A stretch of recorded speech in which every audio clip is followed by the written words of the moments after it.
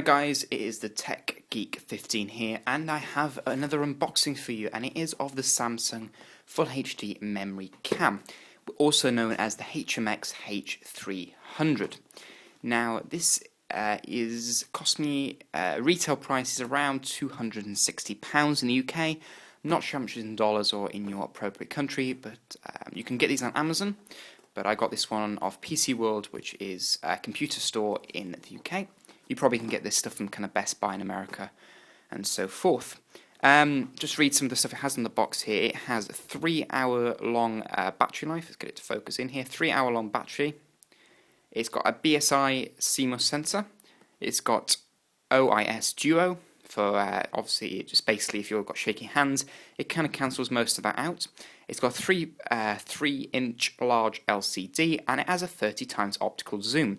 This 30 times optical zoom is something you do not get on the cheaper version, which I can't remember the name of, but there's a cheaper version of this, and it costs around 160, so it's about £100 cheaper, and you do not get 30 times optical zoom on that, you get a 20 times.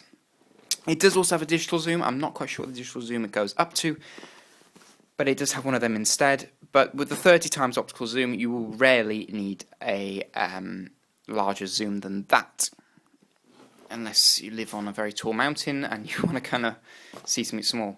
Anyway, so that's about the box. Just on the back there, it has some detail about the PC requirements. Very standard PC requirements. You know, you should have most of those sorted. It's basically Microsoft Windows /Vista /Windows 7, Intel Core 2 Duo, 1.6 GHz, pretty standard stuff. 1 GB of RAM, decent graphics card, so forth. But since it takes an SD card, really any computer that can read an SD card, you should be fine with. Okay, so I've already opened the box and had a quick look just to check that everything was working, and it seems to be fine. So I've put everything back as they were.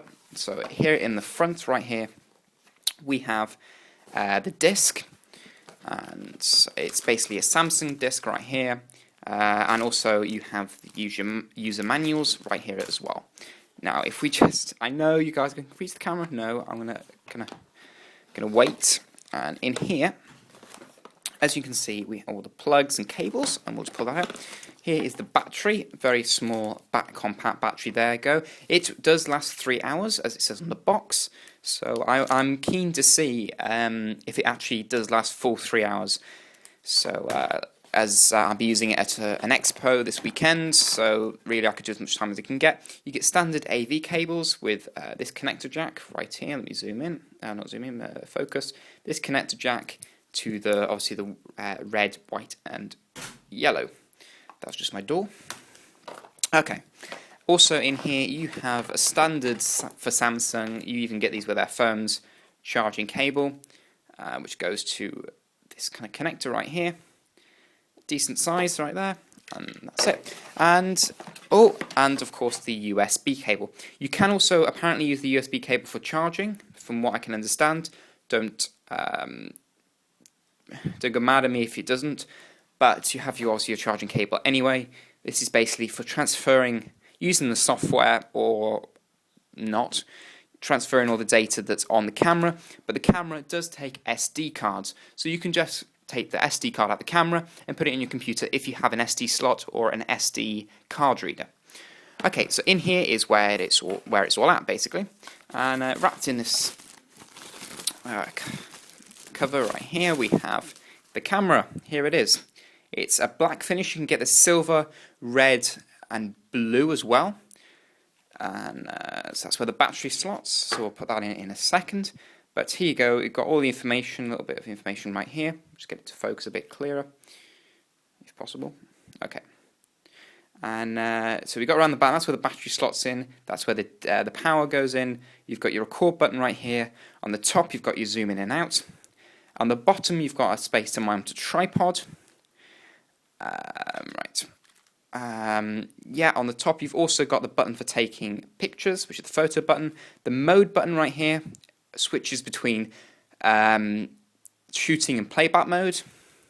Here you've got your lens shutter, as you can see right here, which actually I've already used the camera, you see, to test it.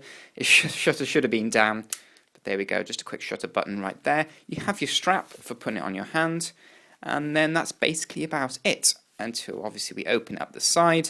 This is the 3-inch touch screen. Just for quick setting up, when I did, if I use my thumb, it's very not responsive at all. You have to use your index finger to tap on that screen, and I don't know if you can hear that. It feels quite cheap. Sounds quite cheap as well. Anyway, power button here, you have to turn off the hand motion, and this is a smart auto, which basically detects your surroundings and puts the camera settings automatically determining where you are. If you're indoors, they've got a button for low light settings and also for nighttime and so forth. Here you have your connectors, you have your AV connector here, you have your USB connector here, and a micro HDMI port right there. It doesn't come with a HDMI cable. You have to buy a micro HDMI to standard HDMI to plug it into your TV, or a capture card, I suppose. I don't know why you'd want to do that. This kind of captures it for you. Okay, so we're going to just quickly pop the battery in so we can quickly just show you how the menus work. Here we go. Okay, so it powers on automatically. Whether you've powered it off here or not, the minute you open this flap, it's on within, as you can see here, a few seconds, and you're on and ready to shoot. You're on and ready to shoot. There we go. It tells me there's no SD card in there because you have to have an SD card in there. There is no internal memory whatsoever. And basically you can tap to focus.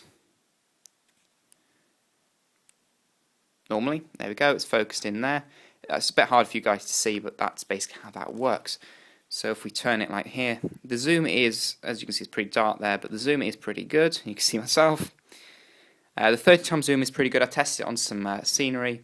We will do, don't worry, I will do some test footage for you guys and upload it at the end of the video if you do have a quick look. But that is basics of the camera. You have your, when it's not on the auto setting, you have your menu right here, which you can change. You have video resolution, which comes in 1080/50i, 720/50p. So really it records in full HD, but it does record at 1080i, not 1080p. Just to get that clear, because there is a difference. I know they say full HD, but they do kind of class full HD as 1080i and 1080p. But there is a slight difference. But for the price of this camera, I wouldn't pay the extra just to get the 1080p. So it does come in 720p also, and a 576/50p. Now, for my general uses, I will be recording in 720p just for file size reasons, and also because my internet's pretty slow uploading to YouTube. And then you've got your photo quality when you're taking pictures, which I have on superfine at the minute.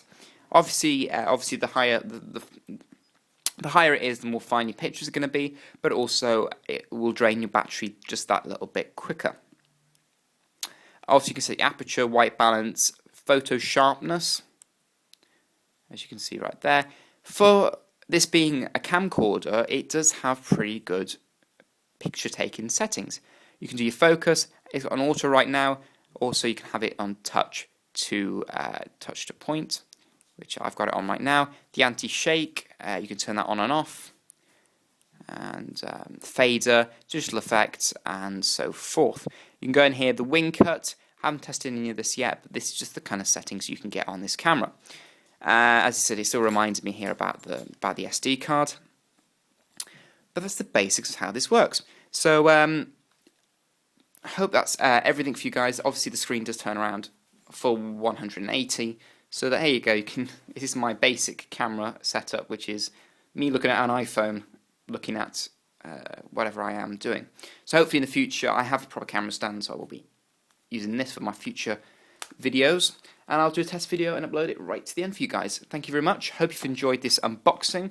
I will try and do a review from it after I've come back from Eurogamer, which is where I'm going to in London. So I'll be able to give it a full proper test there, and I'll come back to you and let you guys know. So test video at the end, but I will see you for now. Bye.